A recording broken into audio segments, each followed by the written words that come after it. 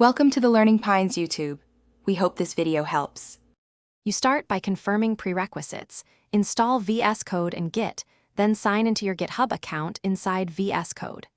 Open the command palette and choose clone or run gitinit in the terminal to create the repo immediately. Once done, verify remote origin with git remote v so Vscode knows where to push. Make sure to set your user name and user email so commits are attributed correctly, and create or open the workspace you will use for development. You now manage branches and changes. Create a feature branch with the source control view or git checkout B in the terminal because isolating work prevents conflicts. Stage files using the plus icons or git add so the commit contains only intended changes. Commit with concise messages, then run a pull to integrate upstream changes before you push. This reduces merge surprises.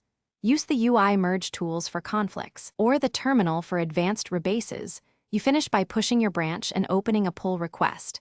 Click push or run git push set upstream origin your branch, then open the PR from the GitHub website or use the pull requests extension for reviews.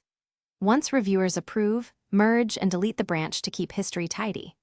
If something breaks, re-authenticate by regenerating a personal access token, ensure your credential helper is configured, and verify the remote URL. That single troubleshooting step resolves most push failures. Thanks for watching. Consider subscribing if we helped you.